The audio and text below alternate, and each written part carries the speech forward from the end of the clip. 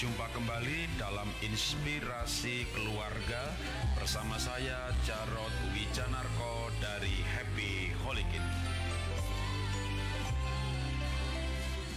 Wah, anak Pak Jarod mah ketiganya hebat-hebat. Nah, itu adalah komentar banyak orang karena memang di setiap seminar saya selalu kesaksian kehebatan masing-masing anak saya dengan bangga. Sejujurnya ketiga anak saya juga mempunyai kelemahan karena memang mereka juga anak manusia biasa saja. Hanya saya tidak terlalu sering membesar-besarkan atau memperhatikan atau menceritakan kelemahan anak saya kepada orang yang datang ke rumah saya ataupun dalam ceramah saya. Saya sendiri memupuk rasa bangga pada anak, rasa cinta pada anak. Bahkan anak-anak saya juga tahu dan mendengar kesaksian saya pada seminar-seminar tersebut ketika anak saya hadir. Itu membuat anak saya yakin bahwa papanya cinta mereka. Nah, ini membuat hubungan saya dengan anak-anak saya menjadi baik. Dalam hubungan yang baik ini kita bisa menegur kesalahan anak tanpa amarah. Kita bisa menegur anak kita tanpa menimbulkan kepahitan di hati mereka. Berbicara mendidik anak, maka bagian tersulit justru membangun kelekatan hubungan antara orang tua dan anak. Sekali terjalin kelekatan hubungan orang tua yang anak, maka menasehati, memerintah, menegur adalah hal yang mudah. Membangun hubungan dengan cara melihat sisi yang baik pada mereka dan mulailah memperkatakan hal-hal baik tersebut. Ketika ada tamu, relasi, teman datang, perkenalkan anak-anak satu persatu. Ini anak nomor 1 yang rajin, yang pandai. Ini anak nomor 2 yang kreatif, IQ-nya tinggi. Ini anak nomor 3 yang pandai bergaul, ramah, dan senyumnya manis. Nah, itu hal-hal yang baik ya. Nah, bisa saja anak yang pandai itu tapi dia kurang bergaul dan agak sensitif. Anak yang kreatif itu mungkin kamarnya acak-acakan. Dan anak yang pandai bergaul mungkin matematikanya nilainya jelek. Jangan katakan kepada tamu atau teman atau rekan, wah anak saya nomor 1 itu aduh orangnya sensitif, kurang pandai bergaul, mengurung diri. Yang nomor 2 aduh dia itu kamarnya acak-acakan. Yang nomor 3 aduh ini susah sekali begini. Ini artinya kita memperkatakan hal yang negatif kepada semua orang. Bahkan anak akan mendengar kita memperkatakan yang negatif kepada banyak orang.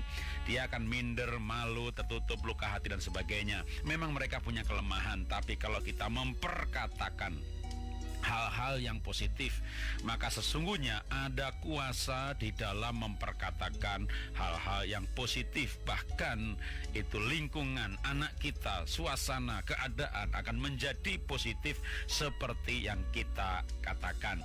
Tapi yang terutama dengan memperkatakan hal yang positif seseorang kepada orang lain, maka itulah cara membangun hubungan. Jadilah orang tua yang bijak dengan memperkatakan hal-hal yang positif sebagai cara untuk membangun hubungan yang baik dengan anak-anak. Salam bahagia. Itulah tadi inspirasi keluarga dari saya Jarod Wijanarko dari Happy Holy Kid. Salam sukses luar biasa. Kingdom Message hari ini.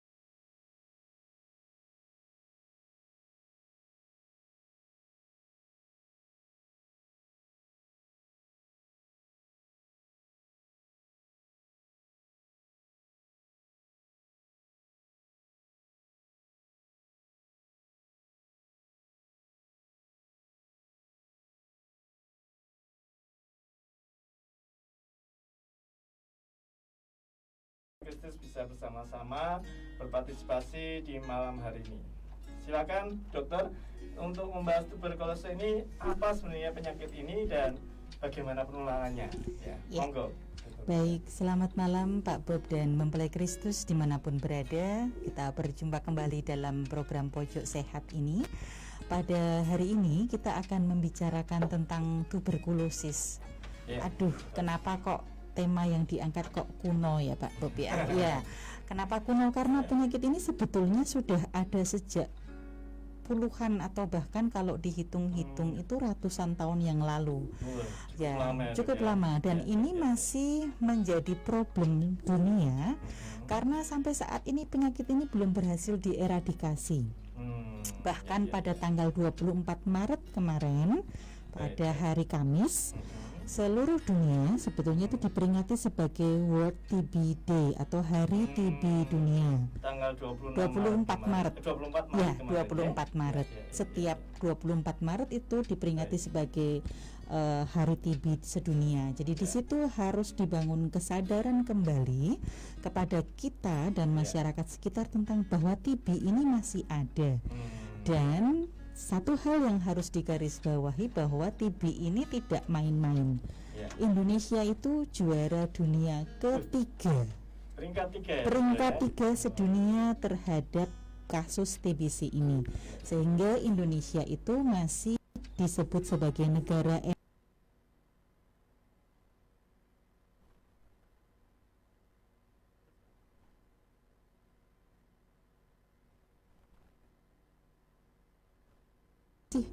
banyak sekali kasus TBC di Indonesia dan bahkan sampai saat ini makin kompleks permasalahannya. Dengan pandemi COVID kemarin itu Pak Bob, itu terjadi penurunan 10 tahun mundur. Ya, jadi ketika kita itu berharap bisa mengeliminasi TB itu di tahun 2020, ternyata ada hit pandemi COVID. Itu ternyata kasus TB itu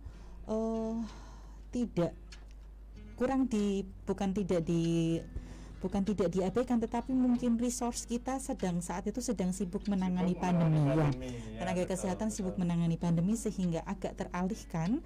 Dan kasus kematian ini selama 10 tahun terakhir terjadi pada tahun 2021. Itu tertinggi dalam 10 tahun terakhir untuk kasus TBC. Sehingga kita harus membangun kesadaran kembali bahwa TBC ini masih ada dan dia bisa disembuhkan. Begitu. Jadi buat masyarakat pada umumnya nih tidak perlu khawatir begitu, karena sebenarnya TB ini ada obatnya dan bisa disembuhkan ya. Betul ya Pak Bob. Jadi ada namanya TOS, temukan, obati, sembuhkan, begitu yang harus kita lakukan. Jadi kita harus menemukan TBC yang ada di sekitar kita. Tentu kita harus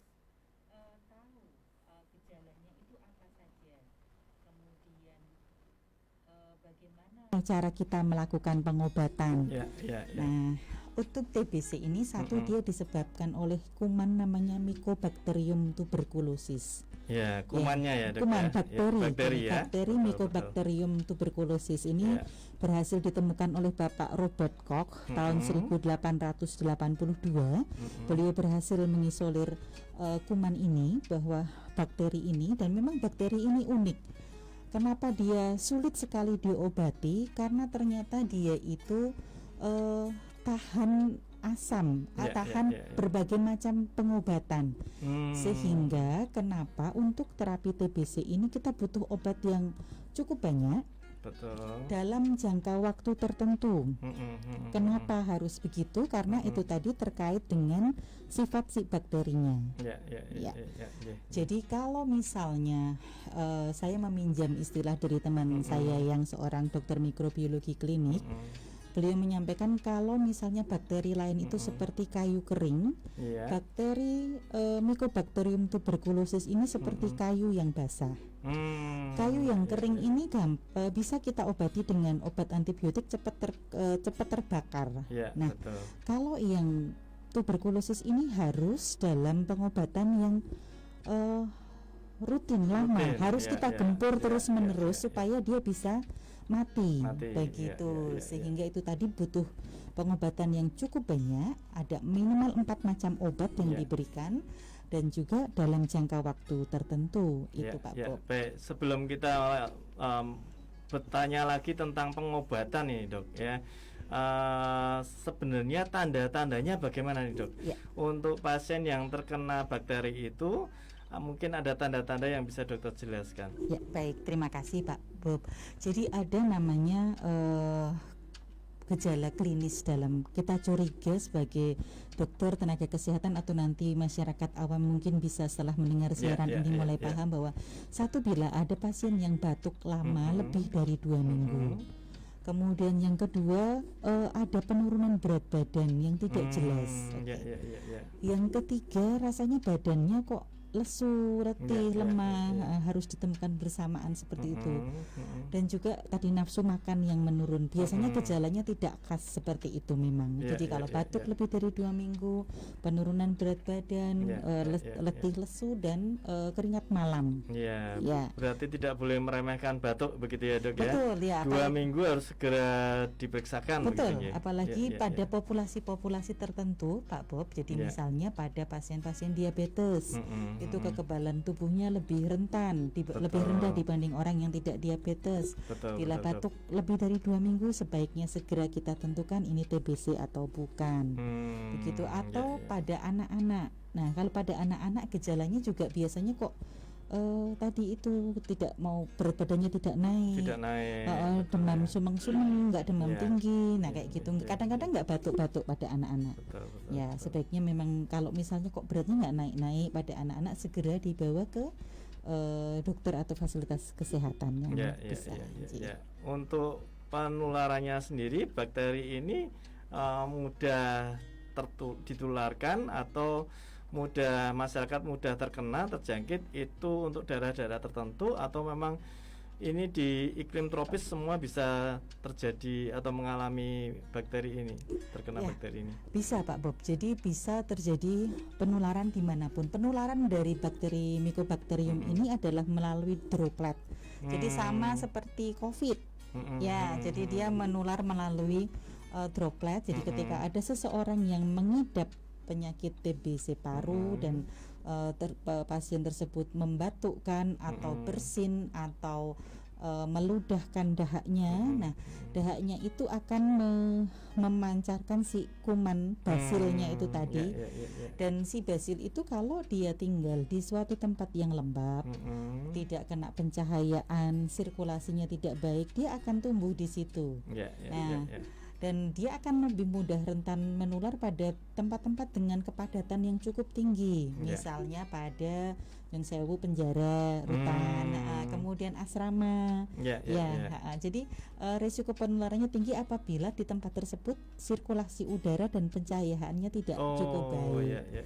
Begitu Pak Bob. Jadi tempat-tempat yang lembab demikian. Baik. Sementara sudah mempelai Kristus sudah mendengarkan beberapa informasi yang menarik ini tentang tuberkulose. Buat mempelai Kristus yang hendak bersama-sama berpartisipasi, kami masih menunggu di 0817 057 1075.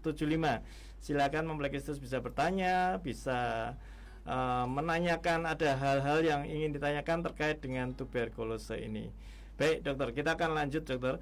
Dan dokter tadi sudah menjelaskan bahwa sebenarnya pengobatannya ini harus jangka panjang begitu ya, tidak bisa jangka pendek, dan obatnya sangat bermacam-macam, artinya tidak hanya satu macam begitu yang harus diminum ya.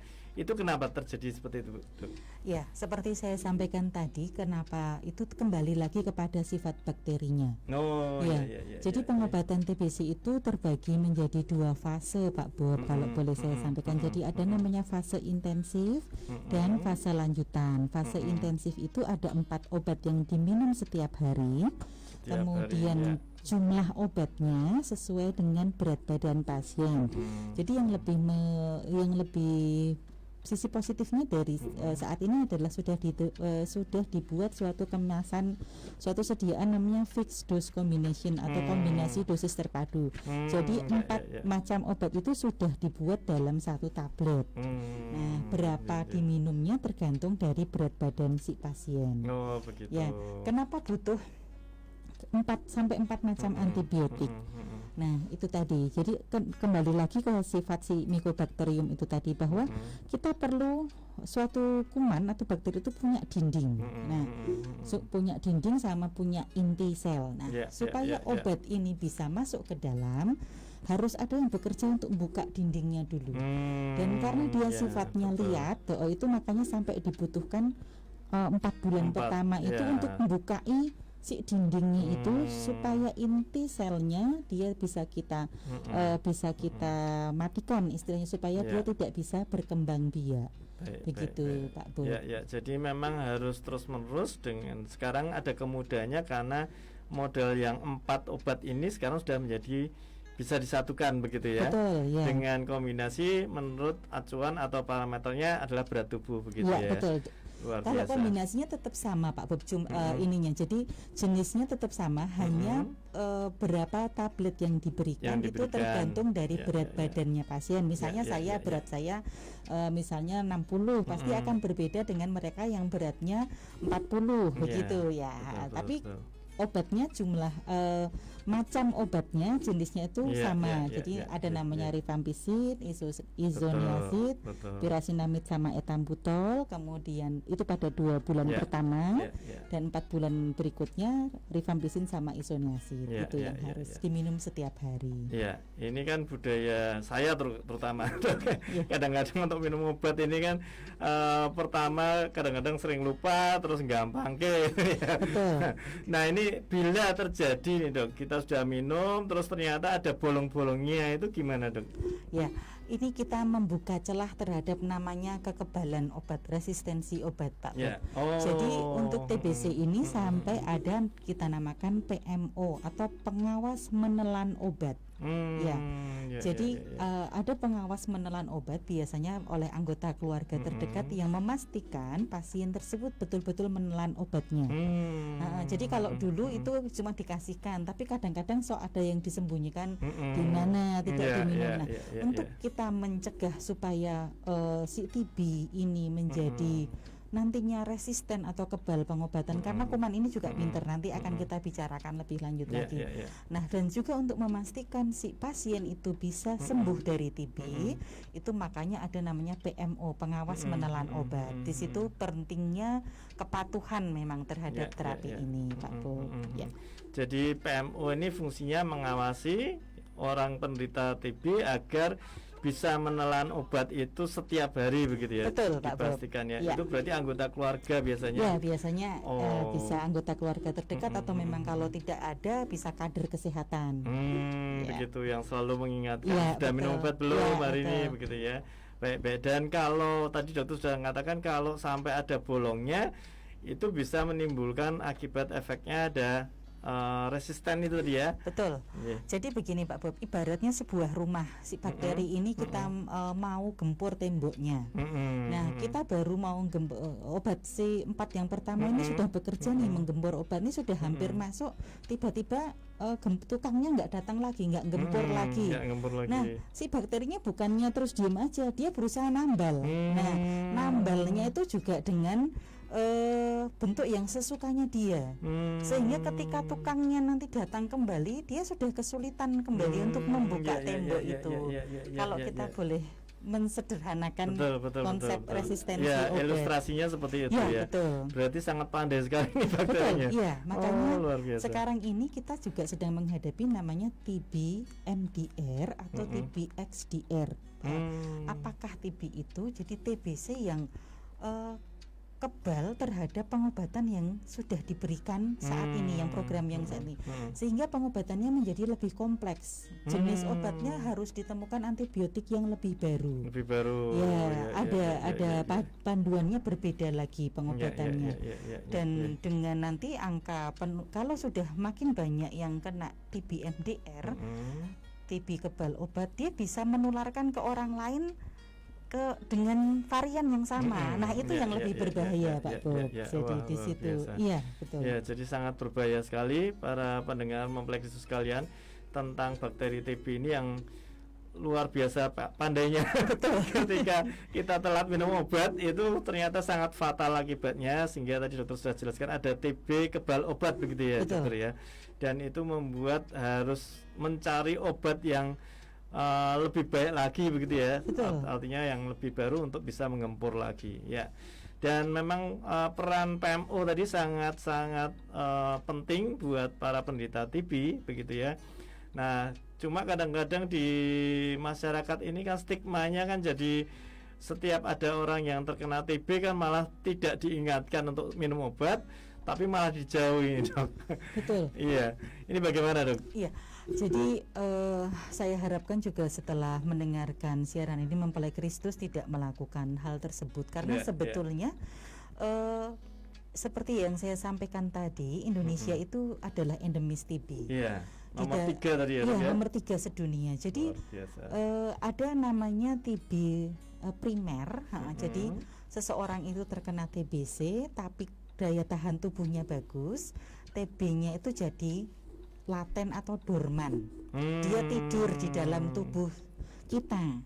Dia tidur di dalam tubuh kita.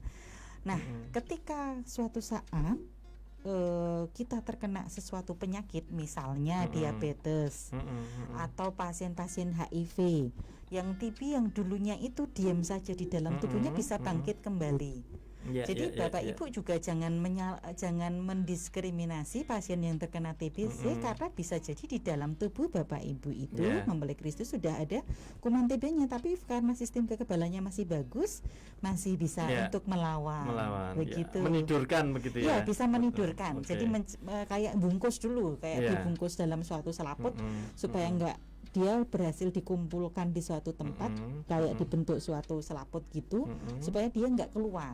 Nah, tetapi ketika kekebalan kita turun tadi, si bakterinya nerobos si selaputnya tadi itu, terus nyebar ke manapun. Dan TBC ini tidak hanya ada di paru-paru, Pak Bob. Jadi kalau dalam dunia kedokteran kita mengenal ada namanya TB paru dan TB ekstra paru. Mungkin ada yang bilang aku kena TB kelenjar. Nah, aku kena TB usus. Nah, bagaimana ini terjadinya ya karena setelah menerobos tadi si kuman TBC-nya ini apakah dia mau tetap tinggal, apakah dia mau terbawa aliran darah dan dia bisa salah satunya terperangkap di kelenjar di leher misalnya atau di usus. Nah, itu jadi TB di situ. Atau bahkan ada juga yang sampai ke tulang, ke yang berbahaya adalah ketika dia sampai ke otak, selaput otak. Ya, jadi TBC tidak bisa disepelekan karena banyak sekali kasus kematian karena TBC. Wah, ini yang Mempelai Kristus perlu tahu begitu, bahwa ternyata TB tidak hanya di paru-paru ya, Dok. Betul, ya. Waduh. Dan tadi yang menarik itu ketika TB bakteri itu menjadi dorman ya, tertidur begitu di dalam diri kita, mungkin kita tidak ada gejala-gejala batuk gitu ya, tidak ya? Tidak Jadi ada. pada waktu bakteri itu masuk ke dalam tubuh kita tetapi sedang tidur begitu ya, itu kita merasa tidak ada gejala batuk, baik-baik saja, kita beraktivitas seperti biasa begitu, tetapi kita tanpa kita sadari sebenarnya sudah ada di dalam tubuh kita. Betul ya, sehingga tidak tepat untuk mengucilkan mereka yang terkena TB dan tapi kita bisa meminimalkan penularannya, Pak Bob. Betul. Saat ini dengan adanya pandemi COVID yang memastikan kita memakai masker juga sebetulnya adalah mengurangi penularan TB juga. Betul. Karena kan pasti dropletnya itu pasti akan tertahan. Nah, ketika Bapak Ibu sering ke area-area yang padat, misalnya pasar yang atau mungkin tadi warga rutan, itu kan ya kenapa menjadi tertular tinggi karena tadi itu ya tingkat kepadatannya yang membuat siapapun yang terkena mungkin nyun sewu, ada yang kadang meludah, ada kadang disitulah yang jadi ini. Mempelai Kristus, wah menarik sekali ini pembicaraan dengan Dr. Maria Erika, spesialis penyakit dalam tentang tuberkulose. Dan malam hari ini banyak kita dapat tahu tentang apa itu tuberkulose, dan terlebih pasti ada beberapa mempelai Kristus yang hendak bertanya. Silakan mempelai Kristus bisa langsung menghubungi kami di Radio Betani FM lewat aplikasi WhatsApp di 0817 057 1075. Ini ada yang sudah masuk, Bu, namanya Pak Narto. Salam Pak Bob, Pak Narto. Saya mau tanya untuk bakteri TB yang tertidur dan kita tidak tahu apakah ada uji alat atau tes yang bisa membuat kita tahu bahwa sebenarnya di dalam tubuh kita ada bakteri TB yang tertidur. Apakah ada uji tesnya nih? Bisa Pak. Jadi sebetulnya bisa dilakukan namanya uji tuberkulin namanya. Jadi kita disuntikkan semacam semacam bakteri yang sudah dilemahkan itu tadi ke dalam kulit kita. Kemudian nanti dilihat apakah ada reaksinya. Itu yang lebih murah dan mudah. Tapi biasanya itu kita lakukan kalau kami dokter ini menemukan ini kenapa ya kok kami belum berhasil menemukan sakitnya itu apa. Itu membantu kami untuk menegakkan salah satunya. Jangan-jangan TBC, karena TBC ini dia gejalanya itu sangat pintar berkamuflase dia itu. Kemudian yang kedua ada namanya pemeriksaan IGRA, jadi dengan sistem imun. Jadi kita memakai darah, hanya kelemahannya ini agak mahal. Oh begitu. Ya betul. Jadi kita bisa menggunakan itu, tetapi itu tadi kembali. Apakah kita mau mengobati laboratorium atau adakah gejala klinisnya? Kalau tubuh kita baik-baik saja ya tidak usah diobati. Kalau memang kekebalannya masih bisa menahan. Betul. Baik, demikian jawaban dari Dr. Maria Rika, spesialis penyakit dalam. Untuk Pak Narto, kiranya bisa menjawab pertanyaan Pak Narto ya. Dan ada Bu Siska juga bertanya ini, Dok, tentang selamat malam Pak Bob, saya mau bertanya tentang tuberkulose yang tidak di paru-paru. Itu bagaimana gejalanya dan apa akibatnya? Monggo, Dok. Ya, baik. Terima kasih Bu Siska. Gejalanya tergantung lokasinya, Ibu. Jadi misalnya dia TB kelenjar. Ya, biasanya pasien akan mengeluhkan, Dok, saya kok ada leher saya biasanya biasanya di area leher. Leher saya kok ada benjolan ya, dokter. Kemudian dokter akan menggali apakah ada penurunan berat badan, apakah ada seperti itu. Kemudian awalnya biasanya akan diberikan terapi antibiotik non TBC umumnya.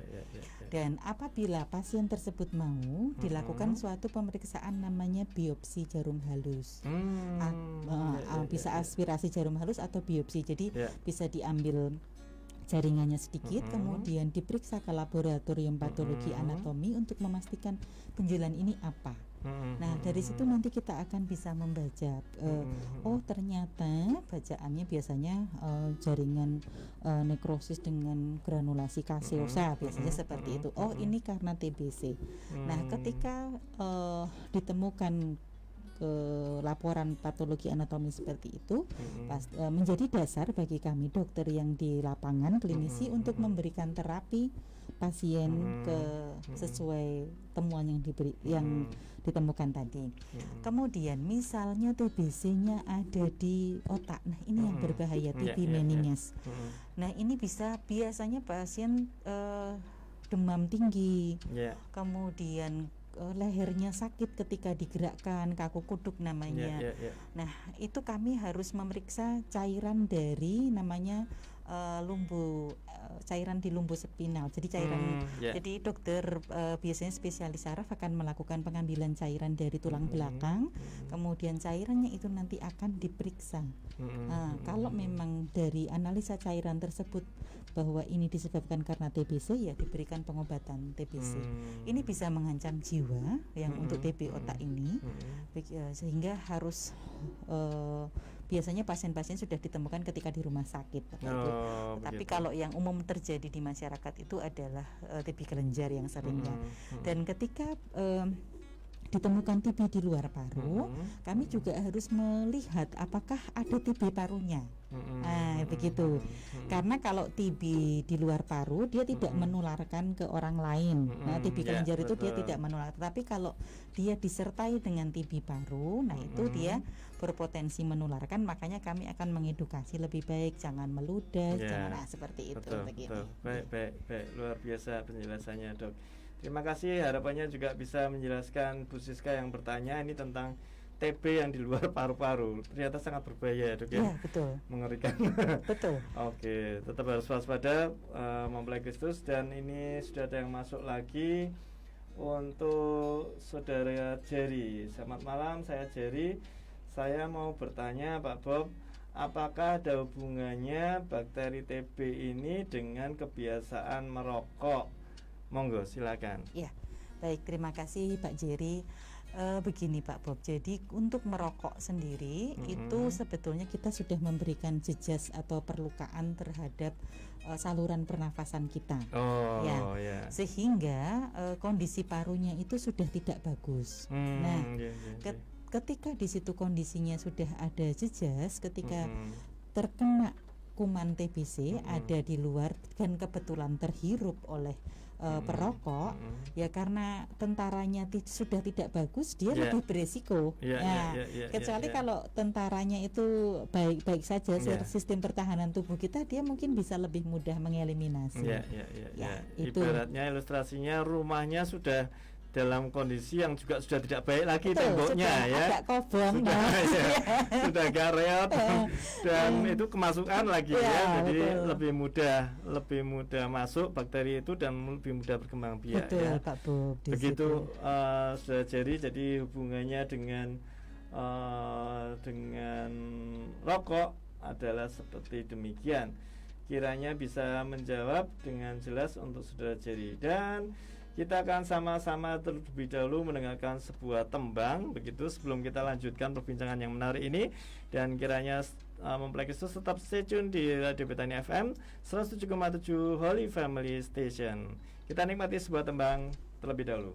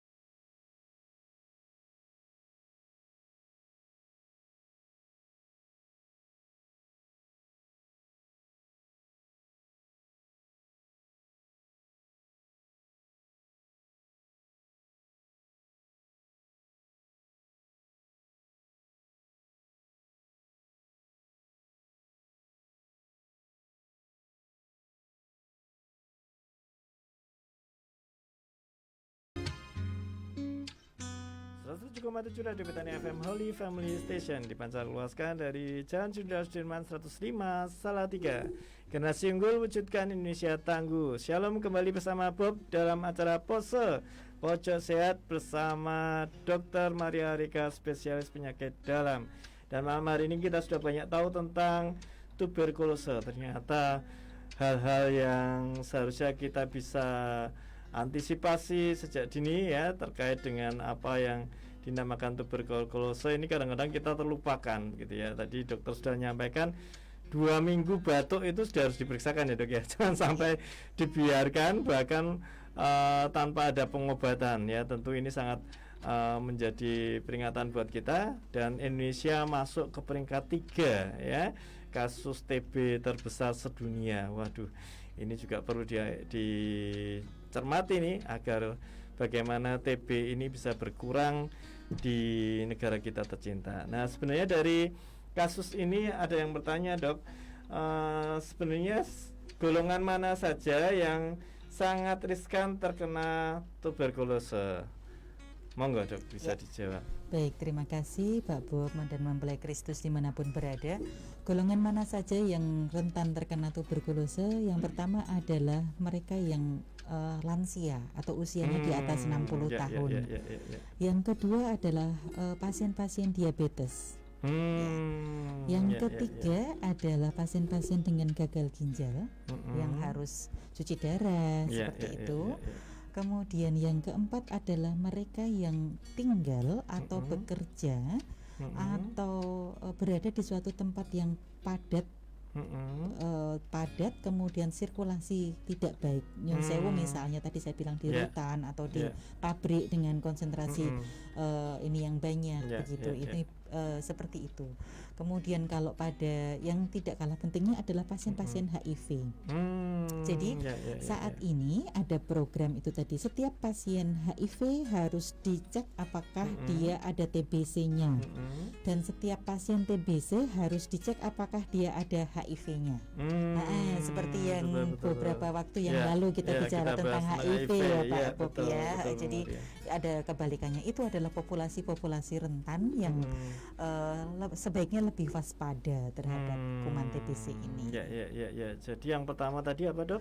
Pasien-pasien dengan diabetes lansia, gagal ginjal, kemudian mereka yang bertempat di tempat yang padat dan dengan sirkulasi dan pencahayaan yang tidak baik. Ya, luar biasa. Ini tentu menjadi antisipasi buat kita begitu ya, karena kalau terkena dua-duanya, misalnya ini seorang yang kena penyakit diabetes, dokter, kemudian terkena juga dengan TB, begitu pengobatannya bagaimana itu dok ya? Ya, pengobatannya prinsipnya tetap harus kita obati dua-duanya Pak. Dua-duanya ya. Jadi untuk TB-nya kita menggunakan obat TB, kemudian untuk gulanya kita harus mengendalikan gula darah dengan baik. Pengendalian gula darah itu kan berarti satu, pola makan, dan yang kedua ketaatan untuk melakukan pengobatan, ketaatan terhadap obat tersebut. Dan pilihan obatnya biasanya nanti kasus-kasus seperti ini memang dikonsulkan ke dokter spesialis penyakit dalam memang. Dan pilihan paling baik untuk gulanya ketika sedang terkena TB ini, kalau saya tetap lebih menyarankan untuk penggunaan insulin Pak Bob, supaya gulanya lebih bisa terkontrol, dan juga obat yang diminum tidak terlalu banyak. Jadi sudah enak kadang-kadang minum obat TB sehari 3 atau 4, nah seperti itu masih harus obat gula. Karena semakin tidak terkendali gula darahnya, kuman TBC-nya ini juga tidak mati-mati, karena gula yang berlebihan di dalam tubuh ini menjadi sumber tenaga mereka. Begitu. Nah, terkait dengan obat ini, kita kan membahas tentang obat yang diminum. Nah, dengan TB yang obatnya harus diminum jangka panjang dan terus-menerus tanpa harus ada bolong ya, tadi ada yang mengingatkan, dan itu harus dipastikan selalu minum setiap hari. Kira-kira apakah ada efeknya dok dari minum obat yang selalu setiap hari dari pengobatan TB ini? Ya, baik Pak Bob. Jadi kadang-kadang ada ketakutan di masyarakat bahwa kalau aku minum obat terus setiap hari nanti ginjalku rusak. Nah, biasanya itu yang menjadi pertanyaan terbesar. Jadi begini Bapak Ibu dan mempelai Kristus dimanapun berada. Jadi setiap pasien yang akan mendapatkan terapi TBC itu idealnya akan dilakukan pemeriksaan dasar. Jadi pemeriksaan fungsi hati dan pemeriksaan fungsi ginjal. Darah lengkap. Nah, seperti itu. Nah, dari situ kita akan menentukan pasien ini fungsi ginjalnya sudah tidak bagus. Berarti akan kita berikan obat-obat yang aman untuk ginjal. Nah, tetapi bila pasien tersebut fungsi ginjalnya baik, antibiotik TBC itu harus diminum setiap hari. Dan itu sudah terbukti aman untuk ginjal. Aman untuk ginjal ya, Dok, ya. Justru kadang-kadang yang tidak aman adalah fungsi hati. Jadi kadang-kadang dokter, saya setelah minum obat TBC saya malah jadi mual, saya malah jadi mata saya kuning, sampai muntah-muntah, sampai dirawat. Saya tidak mau minum obat TBC lagi. Nah, kadang-kadang seperti itu. Itu kurang tepat. Jadi Bapak Ibu tidak boleh menghentikan pengobatan sendiri karena di dalam tubuh Bapak Ibu ada TB aktif dan itu harus kita obati. Nah, dokter pasti akan memilihkan terapi yang aman untuk fungsi hati juga. Nah, obat apa? Kami punya daftar obat-obat. Kalau tidak ada masalah ya silahkan dilanjutkan saja obat yang paket. Tetapi kalau ada masalah, nah disitulah kadang-kadang perlunya untuk berkonsultasi. Jangan terus namanya mengobati sendiri atau menghentikan sendiri. Nah, itu tadi paru-parunya nyun sewu. Kadang-kadang sampai ketemu pasien itu yang sudah parunya sudah tidak bisa ngembang lagi saking sudah rusaknya karena kuman TBC itu tadi, Pak. Itu Pak. Baik. Terkait dengan paru-paru yang tidak bisa ngembang itu kalau di ronsen itu gambarnya seperti apa? Putih semua, Pak. Namanya destroyed lung. Kalau paru-paru di ronsen kan harusnya hitam. Tengah. Nah, kalau yang sudah rusak itu malah putih. Itu berarti tidak mengembang lagi gitu ya. Atau ada tergantung, kita biasanya mencocokkan dengan keluhannya. Kalau memang sudah seperti itu ya mungkin dulunya TBC yang tidak diobati. Begitu. Untuk ini, Dok, untuk bumil, Dok, ibu yang hamil ini ketika dia terkena TBC, bagaimana cara pengobatannya? Apakah sama ataukah ada pengobatan khusus ketika ibu ini sedang hamil? Pengobatannya itu sama Pak Bob dan harus tetap diminum juga selama hamil karena mungkin ada satu obat yang tidak diberikan tidak sama, tetapi prinsipnya tetap harus minum obat juga. Ibu menyusui juga sama ya. Jadi ibu menyusui harus tetap meminum terapi TBC-nya. Hanya ketika sedang menyusui bayinya, ibu tersebut harus memakai masker supaya tidak menularkan droplet kepada si bayi. Baik. Terima kasih. Dan sudah ada yang bertanya, begitu Dok, bisa dijawab. Demikian pertanyaannya, Dok, saya menderita tuberkulose. Saya juga sudah minum obat teratur, tapi mengapa masih batuk terus ya, Dok? Terima kasih, Tuhan Yesus memberkati. Nah, ini kenapa, Dok? Sampai sejauh mana obat itu diminum dan kenapa kok masih batuk terus begitu ya? Ya, baik. Jadi untuk pengobatan TBC adalah 6 bulan ya Pak Bob. 6 bulan ya. 6 bulan kalau TB paru ya 6 bulan, kalau TBD ekstra paru biasanya 9 sampai 12 bulan. Nah, kalau untuk TB paru memang biasanya keluhan batuk itu baru akan mereda itu rata-rata setelah bulan kedua. Setelah bulan kedua, jadi setelah fase intensif selesai, biasanya kumannya itu konsentrasinya sudah menurun. Hanya nanti yang 4 bulan berikutnya itu tinggal menghabiskan sisa-sisanya. Tetapi kalau yang 2 bulan pertama memang rata-rata pasien masih mengeluh batuk. Disitulah perlunya terapi intensif yang setiap hari. Dan itu selalu dipantau ya, Dok ya. Betul. Kontrol gitu setiap apa, Dok? Jadi untuk pasien TB itu ada dia harus kita evaluasi pada bulan kedua. Bulan kedua Jadi ya. nanti akan difoto rongsen ulang. Jadi setelah selesai pengobatan bulan kedua maksud saya Mama. Jadi setelah minum obat setiap hari selama 2 bulan, nanti memasuki awal bulan ketiga ketika akan mengambil obat berikutnya, pasien tersebut akan kita periksa dahaknya dan akan dirongsen. Kemudian nanti dinilai apakah bakterinya itu masih ada atau tidak. Kalau masih ada dibandingkan dengan yang pertama kemarin seberapa banyak. Nah itu nanti setelah itu pada akhir bulan kelima dan keenam kembali. Nanti bulan kelima dirongsen lagi, bulan keenam dirongsen lagi. Oh ya, berarti sering selalu dipantau ya dok ya. Betul. Jadi paru-parunya. Betul. Dan juga salah satu parameternya adalah berat badan Pak Bob. Biasanya para pasien terus TB berat badannya akan mulai naik seiring dengan pengobatan. Baik. Dan ada pertanyaan lagi yang kedua dok, ditanyakan ini dok, di tengah wabah corona bagaimana penanganan TBC di masa pandemi ini?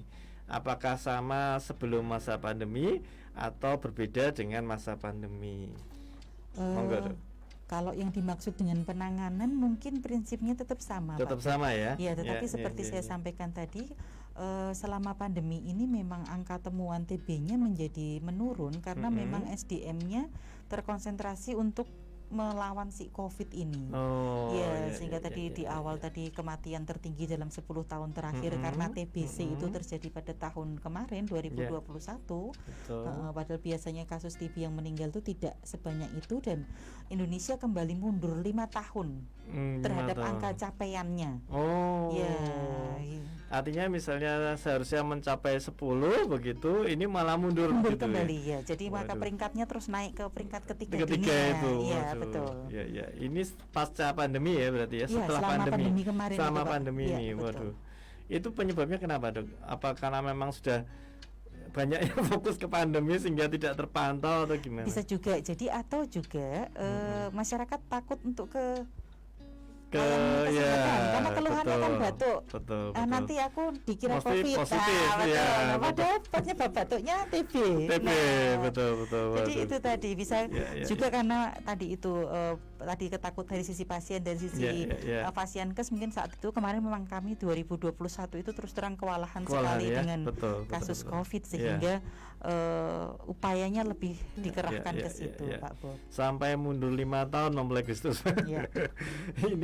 Ini sebenarnya hanya gara-gara COVID ini terus membuat kita mau memeriksakan diri TB juga takut begitu. Jangan-jangan COVID ini karena keluarnya sama-sama batuknya. Waduh, luar biasa nih. COVID ini jadi membuat terus angka yang harusnya capai ini yang kita capai semakin baik malah justru semakin mundur ya dok ya.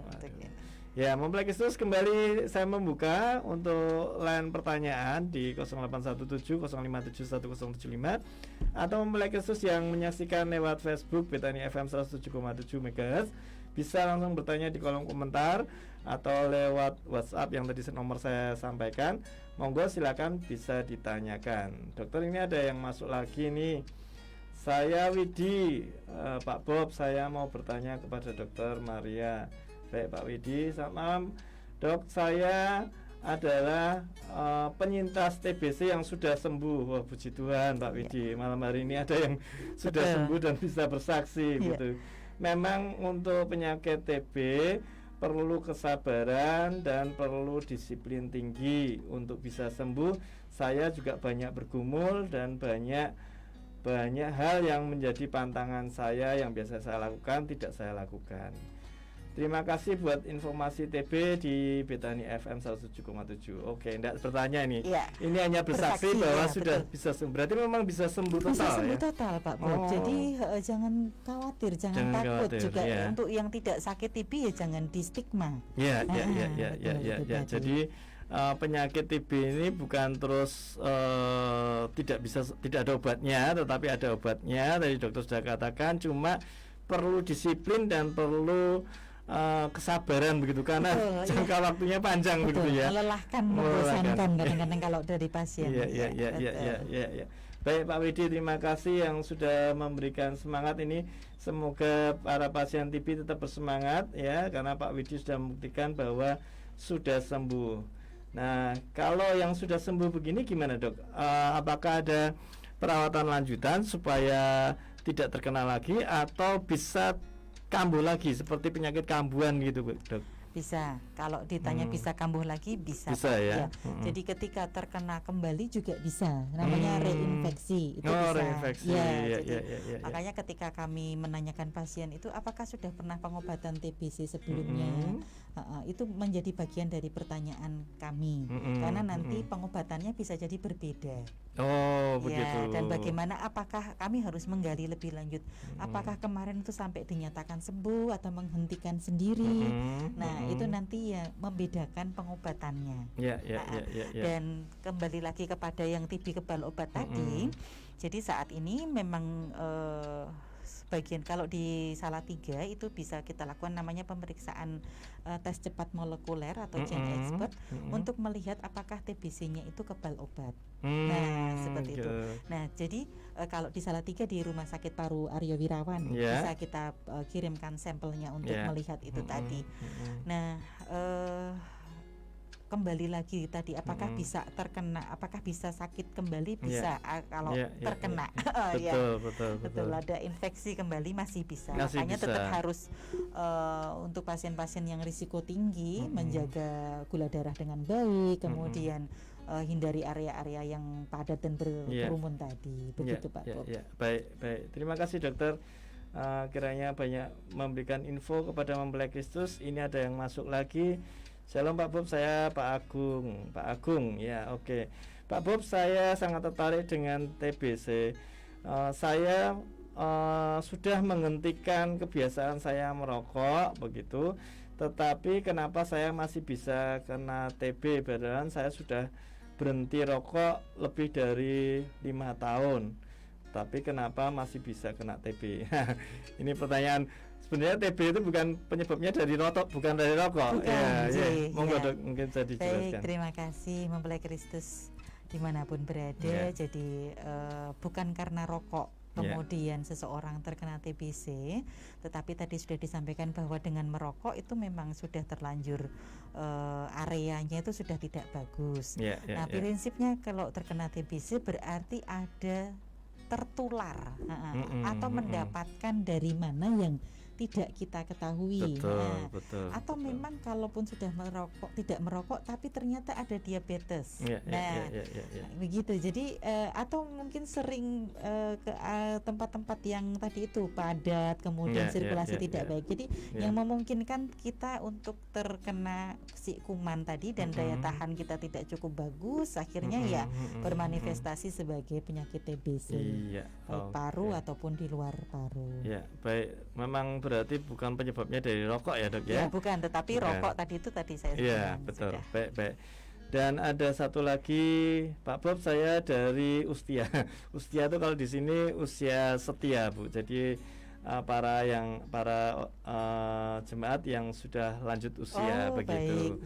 Ya, menanyakan tadi disebutkan bahwa TB yang paling bisa tertular adalah yang pertama adalah usia atau usia lanjut usia lanjut. Mohon diberikan tips bagaimana caranya agar kami yang dari lanjut usia ini atau yang sudah lanjut usianya bisa terhindar dari bakteri ini. Apakah kebiasaan-kebiasaan baik yang bisa menghindarkan kami dari bakteri TB. Ya, ini tips-tipsnya, trik-triknya. Monggo, Dok. Baik, terima kasih. Jadi yang pertama memang kalau Bapak Ibu yang lansia dan memiliki diabetes itu harus dikelola dengan baik diabetesnya. Jangan sampai gula darahnya dibiarkan tinggi terus menerus karena nanti mungkin yang bakteri yang tidur awalnya tidur nggak ngapa-ngapain karena dapat makanan yang bagus, gula yang tinggi tadi itu terus dia jadi bangun lebih cepat lagi. Yang kedua, prinsip penularannya harus kita lihat bahwa tadi itu area yang padat, sirkulasi ventilasi tidak baik. Kemudian ketika Bapak Ibu melihat nyun sewu ada kebiasaan orang yang suka meludah sembarang tempat, mungkin bisa diingatkan bahwa itu bisa berisiko untuk dia tidak sadar bahwa dia kena TBC. Sehingga yang ketiga memakai masker. Itu selain menghindarkan dari kena COVID juga kena TB juga bisa. Kemudian juga kita harus ini ya Bapak Ibu, Pak Bob, terutama yang tinggal di Panti Werda. Itu harus menjadi perhatian khusus. Betul.